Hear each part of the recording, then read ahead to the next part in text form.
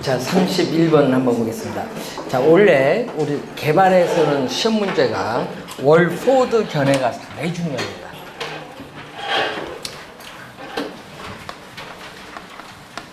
자, 월포드는 네 가지를 공부하셔야 돼요. 부동산 개발의 개념, 부동산 개발 과정, 부동산 개발의 위험, 부동산 개발의 타당성 분석. 이 네 가지를 공부하셔야 되는데, 자, 기억은요, 부동산 개발의 타당성 분석의 몇 번째 단계?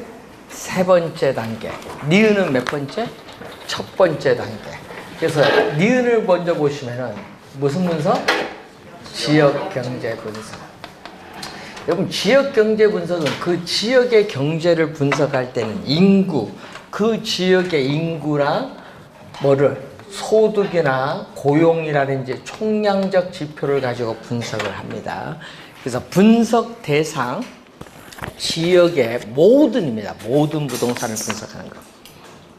그래서 모든의 동그라미, 니은의 모든 부동산 수요와 시장에 영향을 미치는 요인을 분석, 확인, 예측하는 작업인데, 넓은 의미를 뭐라고 하죠? 거시적 측면에서 분석. 지역을, 그러니까 항상 넓게 분석을 해서 좁게 들어가는 거. 꼭 그거. 넓게 해서 좁게 들어간다. 항상. 두 번째는 무슨 분석? 지역 경제 분석을 토대로 해서 나타나는 두 번째는 모든이 아니라 특정. 특정이에요. 여기는 모든이 아니라 뭐다? 특정. 특정 부동산의 수요와 공급을 분석하는 걸 뭐라고 한다? 시장 분석. 그리고 세 번째가 무슨 분석? 기억에 나오는 시장성 분석. 그래서 지역 경제 분석과 시장 분석을 토대해서 나타나는 시장성. 요게 시험에 제일 많이 나오는데, 시장 분석과 시장성 분석은 같은 용어가 아니다. 자, 그래서 시장성은 시험 문제 나오면 매매 또는 임대될 가능성. 그게 꼭 나와야 돼요. 우리 시험 문제 보면은. 그래서 현재나 미래의 시장 상황에서, 자, 밑줄은 매매 임대를 주는 가능성. 여기 밑줄. 시장성이 나면 꼭 이 질문이 나와야 돼. 기억에. 매매 또는 임대를 주는 가능성 정도를 조사하는 것을 말합니다. 맞는 질문이죠. 자, 부동산 개발은 건축 행위가 필연적으로 쓰면 필연적 밑줄. 여기 틀렸어요. 여러분, 토지를 조성하는 활동도 개발이잖아요. 토지 조성, 건축 행위가 일어납니까? 안 일어납니까? 일어나지 않잖아요. 그러니까 필연적 들어가면 안 돼요. 틀린 질문. 흡수율 분석은 어디서 나오는 거야? 여기서 나온 거죠. 시장성 분석에서. 예.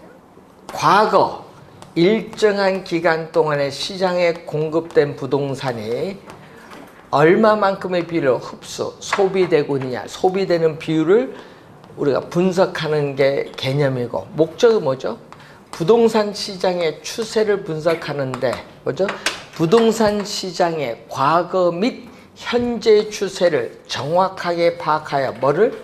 미래의 흡수율을 파악하는 데 주된 목적이 있다. 그리고 흡수율을 뭐가 돼? 흡수율이 높다. 시장에 공급된 부동산이 소비되는 비율이 높고 분양, 공급되는 기간이 빠르다. 어떻게 돼요? 공급된 부동산이 분양, 임대된 데 시간을 흡수 시간인데, 흡수 시간은 뭘수록? 짧을수록. 짧다는 건 분양, 임대가 빨라진다는 얘기죠. 이때는 뭐가 된다? 법률 위험이 아니라 무슨요? 시장 위험. 시장 위험 부담이 줄어들어. 법률 위험이 아니에요. 그래서 네 번째 틀린 질문.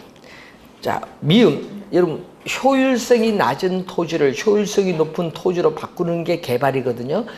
효용 증진을 도모해요. 그런데 미래의 불확실성으로 인해서 항상 개발에는 뭐가 포함된다? 위험성이 수반됩니다. 기역, 니은, 미음이 맞네요. 3번 정답. 자, 32번 틀린 건 등가 교환 방식인 경우에는 지주가 시공회사의 누구? 건설회사에게 대물이 뭐죠? 건축 면적의 일부를 공사비로 변제하는 방식입니다. 1번 맞는 질문. 등가 교환 방식을 다른 말로 뭐라고 해요? 공사비 대물 변제형이라고도 하죠. 신차지 방식, 여러분 구차지 방식과 신차지 방식이 있어요. 여러분, 구는 뭐다? 오래된 구잖아요. 차지는 땅을 빌리는 건데 요거 대비되는 게 무슨 방식? 신차지. 이때 구는 뭐다? 토지를 빌릴 때 권리금을 주는데 요건 권리금을 주지 않습니다. 그러니까 토지를 빌려서 개발하는 거예요. 그래서 개발업자가 토지를 임차하여 개발하는데 신차지는요, 토지 소유자와 개발업자가 공동으로 개발해요. 공동 개발하는 방식이에요. 그렇기 때문에 계약 기간 중에는 소유자에게 뭘로? 우리는 사업의 성과인 수익을 높은 지대로 지급을 하고, 계약 기간 종료 시점에서는 토지는 빌렸으니까 무상 반환해요. 근데 건물은 공동개발 사업을 청산을 해야 돼. 공동개발 사업을 청산을 해야 되기 때문에 건물은 시가로 양도해야 됩니다. 2번 정답. 3번 혼용은 혼합. 혼용은 혼합이라고도 해요. 자, 토지를 매수하고 환지 방식을 뭐 한다? 혼합을 하여 개발하는 방식인데, 도시개발법에 따르는 도시개발사업, 또 산업단지 개발사업 등이 주로 어떻게 돼요? 우리는 이용되고 있고, 프로젝트 파이낸싱은 사업자의 신용이나 부동산 담보 대출이 아닙니다. 뭐다? 특정 프로젝트 개발 사업의 사업성, 수익성을 기초로 금융기관으로부터 자금을 조달하는 기법입니다. 4번은 개념. 5번 토지 신탁 개발 방식인 경우에는 형식상 법률적으로 토지 소유권은 누구에게? 신탁회사에게 이전이 돼요. 왜 이전된 줄 아세요? 토지 소유자가 파산하더라도 신탁 개발 사업에는 영향을 미치지 않기 위해서 소유권을 이전을 시켜야 돼. 토지 소유 주체는 누구? 신탁회사.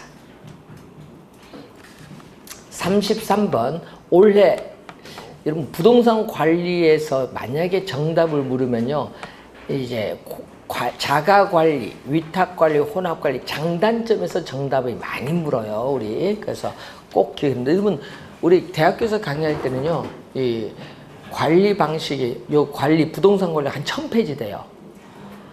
그럼 1000페이지에서 문제 한 문제 내려면 뭐를 낼까요? 그걸 생각하시면 돼요. 응?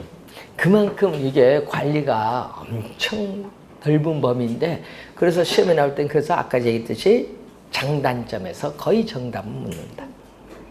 자, 위탁관리는 대형 건물 관리에 적합한데 전문적인 계획 관리를 통해서 시설물의 노후화를 늦출 수 있는 장점이 있죠. 그래서 전문적이고 효율적인 관리가 가능하다는 장점이 있어요. 자, 2번에 자가관리 방식은 다른 방식에 비해서 의사결정 빠르죠. 왜? 본인이 직접 관리하니까. 신속 빠릅니다. 그리고 정성스러운 관리가 가능하고 입주자에게 최대의 친절한 서비스를 제공할 수 있는 장점이 있어요. 위탁관리 방식은 전문가에 의한 예방적, 어떤 문제가 발생하기 전에 행하는 유지관리가 예방적 유지관리인데 이게 가능한 장점이 있습니다. 위탁관리와 혼합관리 방식은 관리 업무에, 자, 여러분 관리 업무의 전부를 위탁하는 건 위탁관리고요. 관리 업무의 일부만 부분 위탁하는 것은 혼합관리야. 혼합관리는 그래서 뭐죠? 필요한 부분만 선별해서 위탁을 하는 거예요. 자, 그런데 문제는 장단점은 동일한 것이 아니라 다릅니다. 그래서 4번 장단점 다릅니다. 여러분 교재 보세요. 장단점 나오잖아요. 다릅니다. 동일한 게 아니라 다르다. 자가관리보다는, 여러분 자가관리는 본인이 직접 관리하기 때문에 관리 업무의 전문성이 떨어진다는 단점이 있고요. 혼합관리는 자가관리, 위탁관리 혼합됐죠? 위탁관리 뭐야? 전문가가 관리하잖아요. 그 전문성 면에서는 혼합관리가 자가관리보다 약간 더 높죠. 약간 더 높잖아요. 그래서 5번 맞는 점.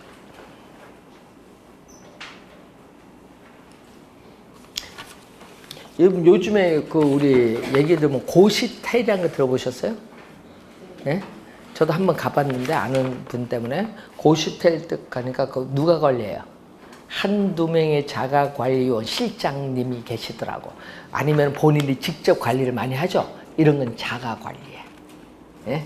근데 여러분 강남 저 뱅뱅 사거리 가면은 앞에 거기 옛날에 그 무슨 건물 하나 있는데 요즘 바뀌었더라고. 한국중공업 건물로 한국중공업 아니죠. 두산중공업 바뀌었더라고. 옛날 한국중공업 건물인데 근데 그 건물은 대형 건물이죠. 요거는 본인이 직접 관리 못해. 전문적인 관리 회사를 두어서 관리하는 그 위탁 관리예요. 그런 것을 그래서 염두에 좀 두시면서 생각하시면 되겠습니다.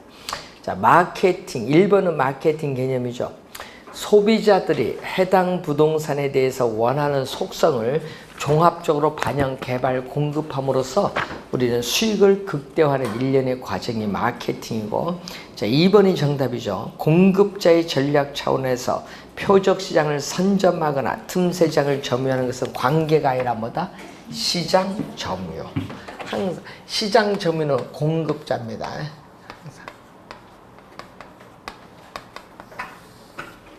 최근의 시험은요, 시장 점유에서 계속 출제하고 있어요. 3년 전에는 요 개념을 출제했고요. 여기는 두 가지가 있죠. 뭐다? STP 전략. P가 네 가지. 믹스, 혼합한. 믹스는 혼합이죠. 혼합한 전략. 요거는 무슨 차원? 공급자. 공급자 중심의 전략. 공급자 중심의 전략. 그래서 2번 정답.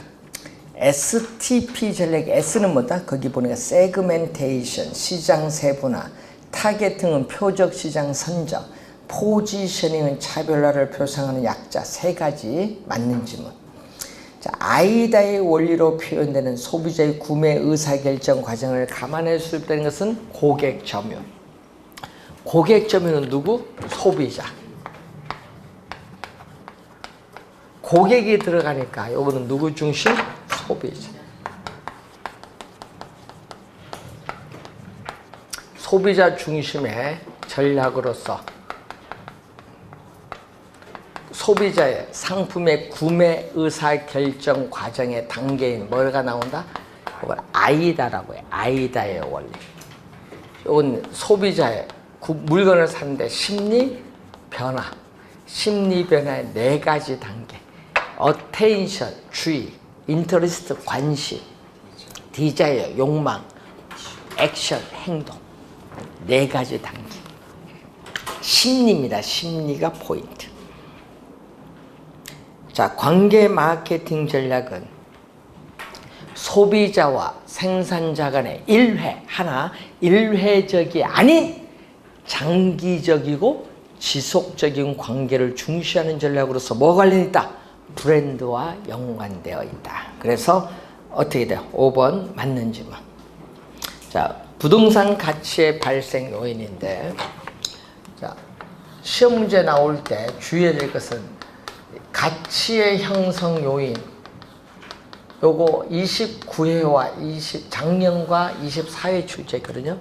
부동산의 경제적 가치에 영향을 미치는 일반 요인, 지역 요인 및 개별 요인 등을 말한다. 그 지문을 24회 작년 9회에 또 출제했어요. 그럼 가치의 형성 요인이 또 뭐에 영향을 준다? 부동산 가치의 발생 요인에 영향을 준다. 요것도 출제를 잘하거든요.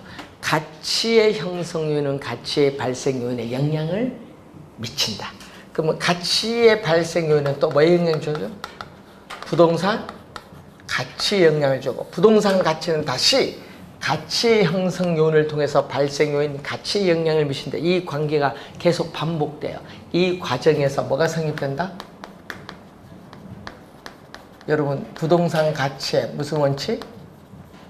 여러 가지 원칙이 성립돼요. 시험 문제는요, 여러분이 만약에 나오면 여기 아니면 여기인데, 요곳에서 나오면은 전형적이고, 가끔 여러분이 이 19회 시험과 25회 나온 게 가치와 가격 구별하는 거 출제했거든요. 원래 30회니까 나올 수도 있어요. 자, 1번 구매 능력이 있는 실질적 수요를 뭐라고 한다? 우리는 유효 수요. 자, 경제적 측면에서 수요와 공급의 상호 결합에서 같이 영향을 준대. 수요에는 뭐가 있다? 유용성, 효용이 있죠. 그리고 뭐가 있다? 유효, 수요. 1번이 요거의 얘기죠. 부동산을 구매할 의사도 있지만 부동산을 구입을 할 수 있는 뭐도 갖추고 있어야 된다? 지불 능력. 지불 능력도 갖춘 이 수요를 유효 수요. 여기 1번 설명. 2번 상대적 희소성은, 자 여러분 미개발된 토지를 어떻게 택지를 조성해서 효용을 높일 수 있죠. 토지의 효용 증진을 통해서 나타나는 경제적 측면에서의 개념이 무슨 개념? 상대적 희소성의 개념. 여기 2번 설명. 3번 부동산 가치의 발생 요인은 상호 밀접한 관련성을 가지고 있기 때문에 발생 요인 중, 자 밑줄은 한 요인만 작용해도 가치가 발생. 밑줄 여기 틀렸죠. 여러분 손뼉 한번 쳐보세요. 소리 나죠? 만나야 돼. 수요 공급이 만나야 돼. 아 수요만 있으면 가격 발생하는 게 만나야지.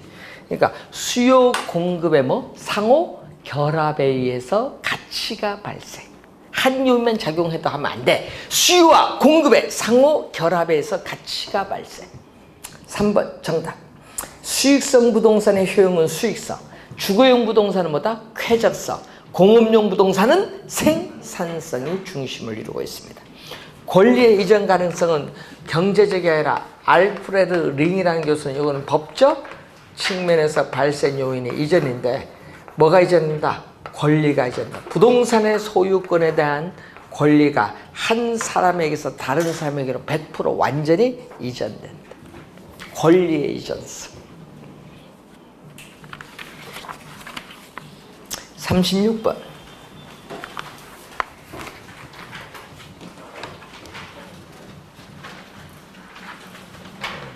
이런 문제 나오면 풀면 안 돼요. 자, 건물 관련자로부터 원가법을 적용하는데 문제 건물에 거기에 보면 거래 시점이 나오죠. 자, 거래한 날짜에서의 건물에 제 조달 원가가 얼마 나왔죠? 지금 문제에서 50만 원. 그런데 건물의 연면적이 얼마? 350. 연면적이 나왔어요. 자, 그럼 요걸 곱해주니 얼마? 공 하나면 500만 원에 35 곱하면 1억? 7,500만 원. 자, 그리고 맨 박스 맨 밑에 감가수정은 뭐를 적용한다? 정액법. 건물인 경우 이제 정액법을 적용하는데 건물인 경우에 이때 매년의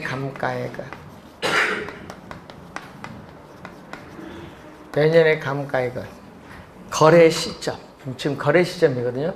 거래 시점 건물의 제 조달 원가에서 경제적 내용 연수 끝났을 때 뭐를? 잔존 가격을 빼준 것을 뭘로 나눠준다? 경제적 내용 연수로 나눠줘요. 경제적 내용 연수. 요거는 꼭 암기하고 다녀야 돼. 이제 뭐 원가법 요것만 암기하면 돼요. 공식 지금 제조달 원가 얼마? 1억 7,500만 원대. 그 박스 맨 밑에 보세요. 잔가율, 잔존가치율은 제로다. 잔가율은 제 조달 원가에서 뭐가 차지한다? 잔존 가격이 차지한 비율 얼마? 제로. 제로라는 건 잔존 가격도 얼마? 5가. 그게 0이 된다는 얘기예요. 0. 그럼 0이니까 1억 7,500을 몇 년? 경제적 내용수 몇 년? 50년. 공 하나 없을까요? 그러면 1,750만 원이 5, 35, 5, 25인가? 350만 되나? 요거 되나? 5, 20, 5, 3, 15. 5, 25. 자, 감가, 수정액은. 매년의 감가액 얼마? 150만.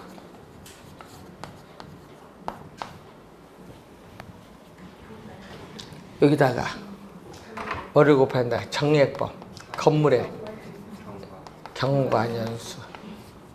자, 거기서 박스 맨 밑에 만년감가. 이런 만년감가가 뭔지 아세요? 만년감가. 이게 또 해석이 안 되는 분이 있어. 거기 보면요. 그 거래 시점이 2016년 2월 20일인데 사용 승일일은 1990년 12월 25일이죠.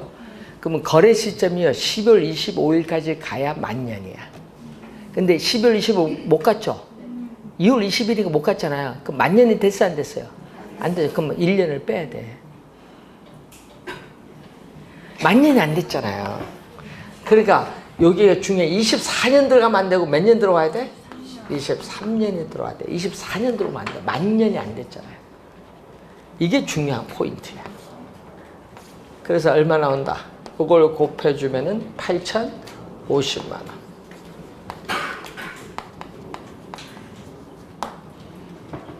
그러면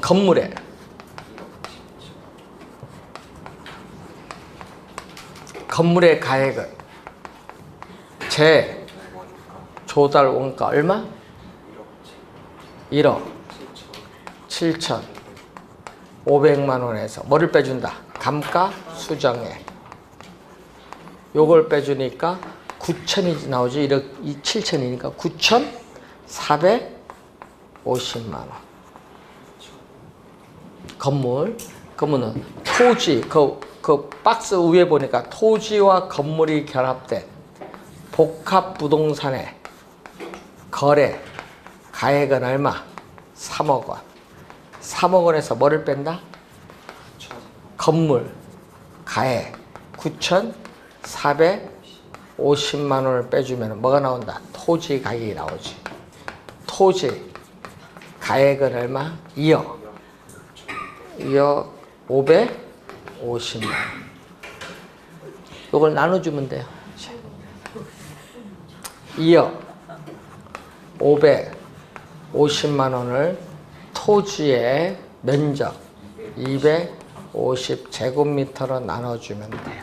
그러면은 토지 얼마? 제곱미터당 얼마? 내가 나오죠. 82만 2천 원. 1번 적으면 돼요.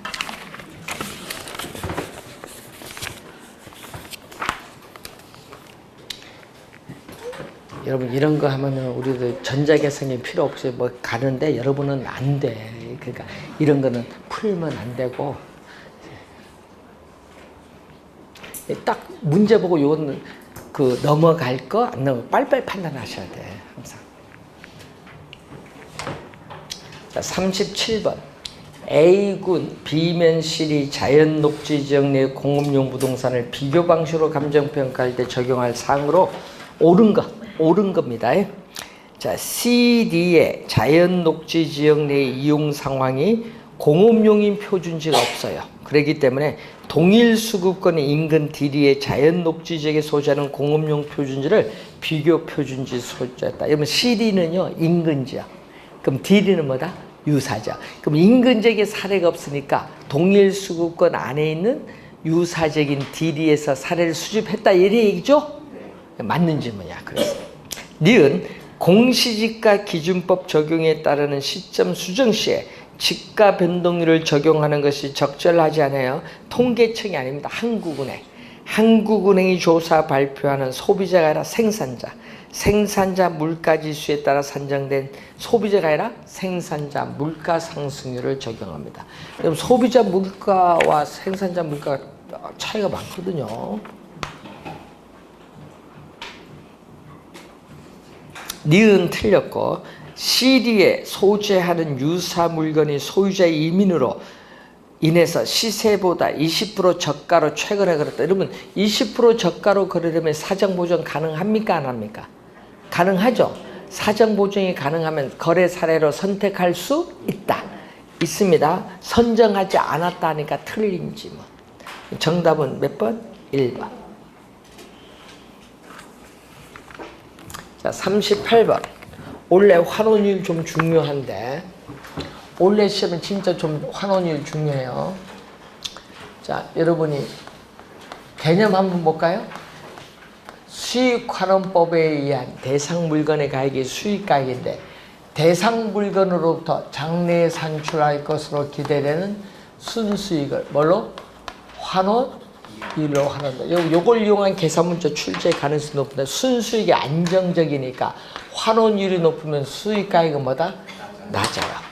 또 환원율이 낮으면 수익가액은 높다. 그래서 환원율과 수익가액은 서로 어떤 관계? 화살표 반대로 변동하는 역관계에 있다. 그래서 1번 틀린 점. 2번 환원율 요 수식에서 환원율은 대상 물건으로부터 장래 산출할 것으로 기대되는 표준적인 순수익을 자본 환원해서 뭐를? 부동산 가격을 구하기 위한 이율의 개념. 뭐다? 총수익이 아니라 뭐해? 순수익. 총수익이 아니라 2번도 틀렸고.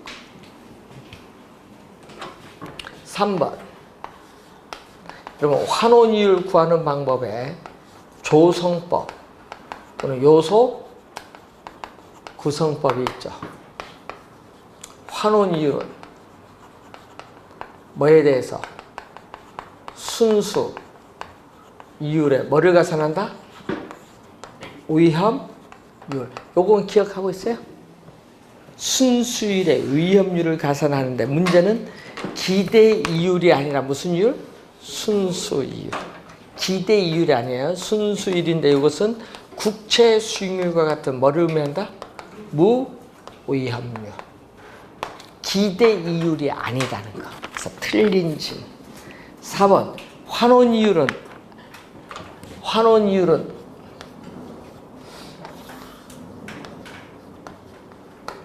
구조를 보면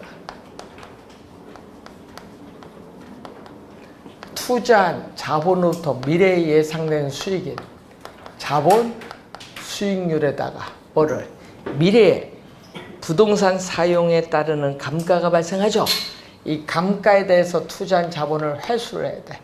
자본 뭐를 대준다? 회수율을 대준다. 이때 자본 수익률은 뭐의 개념? 미래에 예상되는 수익은 현재의 가치로 할인하기 때문에 무슨 개념? 할인을 하기 때문에 할인율의 개념이고 미래에 부동산 사용에 따른 감가상각분에 대해서 자본을 회수하잖아요. 이것은 무슨 개념? 감가상각률의 개념. 그러면 할인율이라 하면 안 되죠. 맞죠? 4번 틀렸죠. 할인율에 뭐를 냈다? 할인율에 자본 회수율을 더한 개념. 4번 틀렸고. 자, 환원율 구하는 방법에 뭐가 있다? 어떤 분은 나는 이거 처음 들어봤다 하면은 큰일 난 거고. 예. 그래서 여러분 시험 문제는요 말을 바꿔서 출제 많이 하잖아요. 시장 접근법을 다른 말로 뭐라고 한다? 시장 출법 또는 시장 비교 방식이라고 해요. 5번 정답. 자, 39번. 자, 토지를 감정평가할 때에 부동산 가격 공시에 관한 법률에 의해서 토지를 감정평가할 때는 뭐를? 공시지가 기준법을 적용해라. 자, 2번은 절차는 제12조 2항이 바로 뭐다? 절차. 어떻게 돼? 비교 표준지를 선정해서 시점 수정, 지역 요인 비교, 개별 요인 비교, 그 밖의 요인 보정의 순서에 따른다. 절차. 3번은 건물을 감정평가할 때는 몇 조? 제15조. 여러분 건물 주의해야 돼요. 거래 사례 비교법이 아닌 뭐다? 원가법. 자, 4번. 과수원은 제18조. 제18조인데 과수원은 거래 사례 비교법. 수익화는 법이 아니라 뭐 과일 생산한다고 수익화를 법하면 안 돼. 거래 사례 비교법. 자, 자동차. 5번은 제20조. 여러분 자동차 나오면요 원가법이 아니에요. 제20조 1항에서 자동차는 원가법이 아니라 뭐다? 거래 사례 비교법. 제20조 그 뒤에 쉼표들 5번이 나오거든요. 본래 용도에 효용 가치가 없는 물건 해체 처분 가액으로 감정평가할 수 있다. 해체 처분 가액으로 감정평가할 수 있다. 이거 5항 20조 5항에서. 올해 시험 여러분 올해 시험에 제2조 있거든요. 제2조 보면 용어가 나와요. 작년에 나왔지만 25조까지 있거든요. 예? 한번 잘 읽어보시고 예? 시험 치는 날 있죠. 예? 오늘 10월 26일 아침에 가서 바로 땡 하기 전에 한번 보세요. 요거. 그래서 나눠주면은 딱 돌려서 맨 끝만 딱 보세요. 39번만 딱 보세요. 있나 없나. 아, 잊어버리면 그거라도 맞춰야지. 이거 점수 주려고 되는 문제인데. 눈 감지 마시고 맨 뒤에 한번 딱 39번 딱 보세요. 40번은 부동산 가격 공시제도니까. 그 안 푸는 사람이 잘못이에요.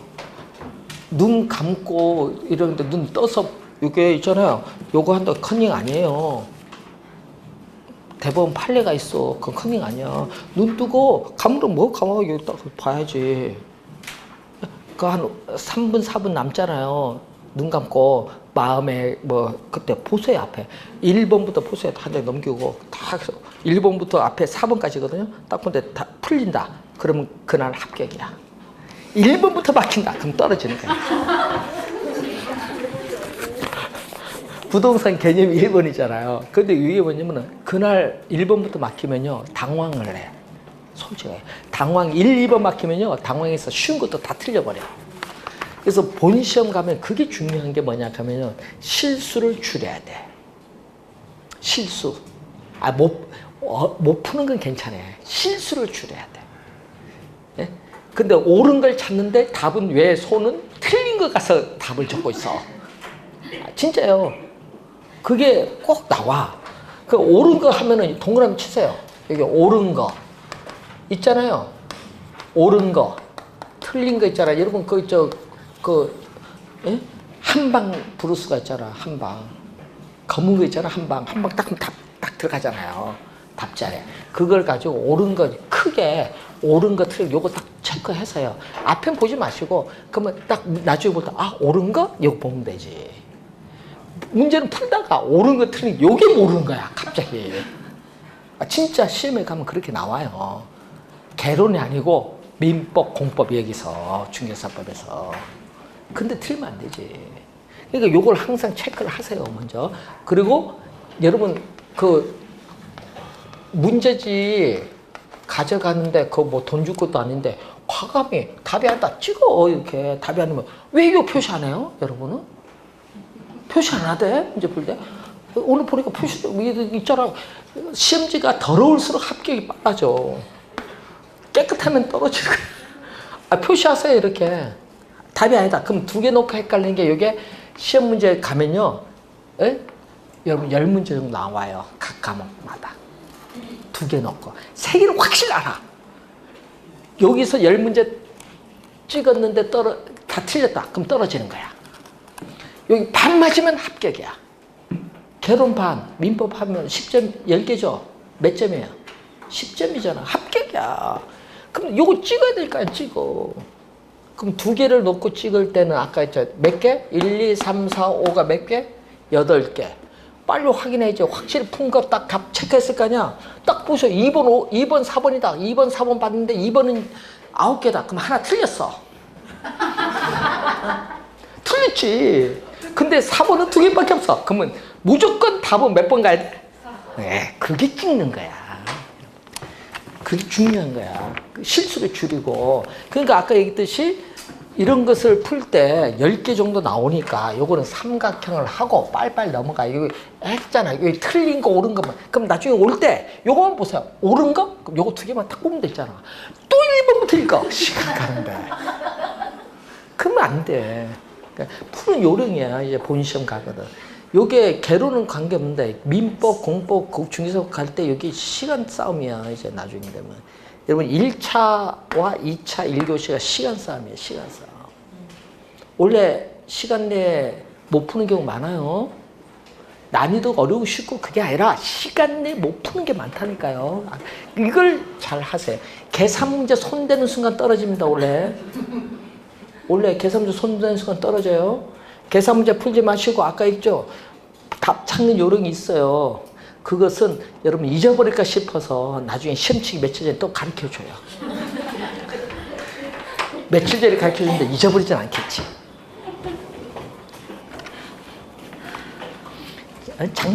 근데 이제 항상 그 답을 찾는 요령은 그런 걸 찾잖아요. 여기 원래 시험에 이런 거 있잖아요. 이런 거 잘 해야 돼. 본 시험 풀 때.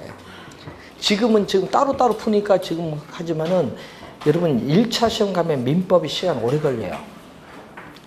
실제 풀어보면은. 작년에도 민법 10문제, 15문제 못 푼 사람 많거든. 그러니까 항상 시간 배분 잘 하십시오. 개론은 30분, 민법 60분, 계산 문제 빼고. 계산 문제는 푸는 순간 떨어진다. 딱 생각하고 민법 풀고 나서 나중에 시간 10분 남을 때 그때 계산 문제 2개 풀고 찍으면 돼. 아까 번호 알죠? 번호 보고 2개 헷갈린 것부터 찍어 놓고 그 다음에 번호 보고 계산 문제 들어가시면 돼요. 자, 원래 중요합니다. 자, 여러분 40번.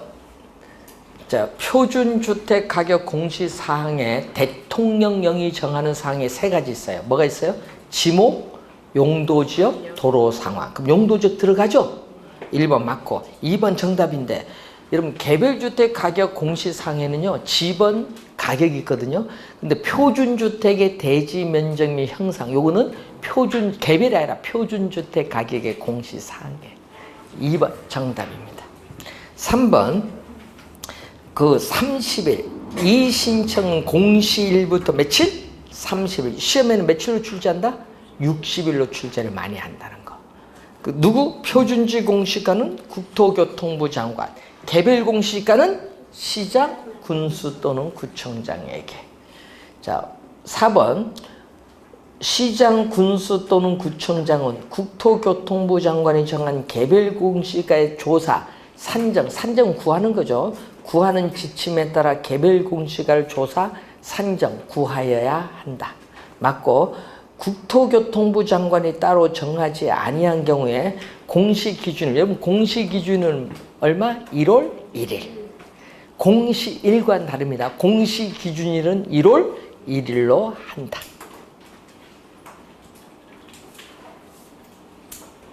원래 작년에는요 표준지 공시지가 효력을 출제했어요. 작년에. 그럼 올해는 뭐가 중요할까요? 올해는 표준주택 가격의 공시 효력, 또 개별주택 및 공동주택 가격 공시 효력, 요 2가지가 원래 중요해요. 거기서 원래 정답을 물을 가능성이 높다. 올해 시험에.